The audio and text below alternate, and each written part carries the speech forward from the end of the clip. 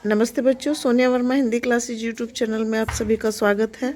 और आज मैं आपके साथ आदिकाल से नाथ साहित्य, रासो साहित्य एवं लौकिक साहित्य की प्रमुख रचनाओं की वीडियो साझा करूंगी। तो चलिए एक बार हम इन प्रमुख रचनाओं को देखते हैं। तो थोड़ी सी जानकारी हम नाथ साहित्य के विषय में ले लेते हैं। तो सिद्धों की वाम मार्गी भोग प्रधान योग साधना की प्रतिक्रिया स्वरूप आदिकाल में नाथपंथियों की हठ योग साधना आरंभ हुई। डॉक्टर राहुल सांकृत्याय जी ने नाथपंथ को सिद्धों की परंपरा का ही विकसित रूप माना है। इस पंथ को चलाने वाले मच्छिंद्रनाथ तथा गोरखनाथ जी माने गए हैं। अब हम नाथ साहित्य से संबंधित प्रमुख रचनाओं को देख लेते हैं। और इनमें जो हमारी उपलब्ध पुस्तकें हैं, हिंदी साहित्य जगत को प्राप्त पुस्तकें हैं, उनमें गुरु गोरखनाथ द्वारा लिखित पुस्तकें ही प्राप्त हुई हैं। और उनमें है शब्दी पद, प्राण सांकली, शिष्या दर्शन, नरवे बोध, अभय मात्रा जोग, आत्म बोध, 15 तिथि, सप्तवार, मच्छिंदर गोरख बोध, रोमावली, ज्ञान तिलक, ज्ञान चौतीसा और पंचमात्रा। यहाँ पर जिन रचनाओं को मैंने हाईलाइट किया है तो उनके विषय में मैं यह बताना चाहती हूँ कि वह नाथ साहित्य के अंतर्गत आने वाली महत्वपूर्ण पुस्तकों में गिनी जाती हैं और किसी न किसी परीक्षा में जो हिंदी से रिलेटेड है हर बार पूछी गई हैं। तो नाथ साहित्य के अन्य कवियों को भी हम देख लेते हैं या उनका परिचय प्राप्त कर लेते हैं। तो अन्य कवियों में चौरंगीनाथ, गोपीचंद, चुनकरनाथ, भरथरी और जलंधरी पाव मुख्य हैं। और ये सभी के सभी गुरु गोरखनाथ जी के शिष्य हैं, किंतु इनकी कोई भी रचना हिंदी साहित्य जगत में उपलब्ध नहीं है। तो एक बार हम फिर देख लेते हैं गुरु गोरखनाथ की रचनाओं को। और जो रचनाएं मैंने यहाँ पर हाईलाइट की हैं उन्हें आप ज़रूर याद रखें। अब हम रासो साहित्य के विषय में जानकारी ले लेते हैं।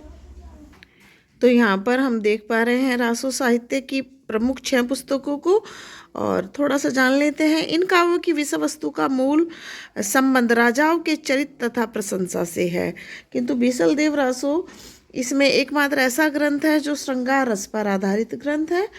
और यहाँ पर हम देख रहे हैं पृथ्वीराज रासो हिंदी साहित्य का प्रथम महाकाव्य भी माना गया है। मैंने यहाँ पर इंडिकेट भी कर दिया है इनका समय कि ये किस समय पर लिखे गए हैं। तो पहला रासो काव्य देख रहे हैं खुमान रासो, 9वीं सदी के आसपास लिखा है श्री दलपत विजय ने। दूसरा रासो ग्रंथ बीसलदेव रासो नरपति नल्लाकृत है और संवत 1212 में यह लिखा हुआ माना जाता है। तीसरा रासो ग्रंथ है हमीर रासो जो 18वीं या 19वीं सदी के आरंभ में लिखा माना गया है और श्री सारंगधर ने इसे लिखा है। चौथे नंबर पर परमाल रासो है जो जगनिक के द्वारा लिखा गया है और 12वीं सदी में ये लिखा गया। पांचवा और सबसे महत्वपूर्ण रासो ग्रंथ पृथ्वीराज रासो 12वीं सदी के में लिखा गया और चंद्रवृदाई कृत है। पृथ्वीराज रासो से संबंधित बहुत सारे प्रश्नों को हिंदी साहित्य या टीजीटी पीजीटी की परीक्षाओं में पूछा जाता रहा है।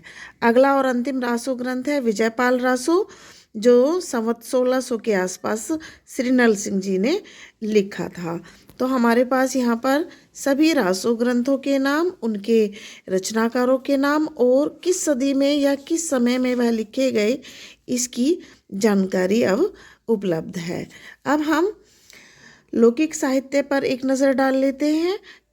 जैसे अभी हमने आदिकाल के अंतर्गत सिद्ध साहित्य को और नाथ साहित्य को और अब रासो साहित्य को देखा है, वैसे ही लौकिक साहित्य भी आदिकाल में प्राप्त होता है। तो चलिए एक बार उसे भी देख लेते हैं। तो यहाँ पर लौकिक साहित्य से तात्पर्य है आदिकाल में स्वच्छंद रूप में भी लौकिक विषयों पर ग्रंथ लिखने की प्रवृत्ति मिली और ऐसे ग्रंथ तैयार हुए जिन्होंने बड़ी प्रसिद्धि प्राप्त की। तो उनका विवरण हम देख लेते हैं। मैंने यहाँ पर भी सभी महत्वपूर्ण रचनाओं को इंडिकेट कर दिया है और वह हिंदी से रिलेटेड परीक्षाओं में अक्सर पूछी गई है। तो इनमें प्रमुख है ढोला मारूरा दुहा, यह कल्लोल कवि ने रची है। जयचंद प्रकाश भटकेदार इसके रचनाकार है। और जय मयंक जसचंद्रिका, यह मधुकर कवि की रचना है। वसंत विलास, इसके कवि के विषय में कुछ ज़्यादा जानकारी प्राप्त नहीं होती है।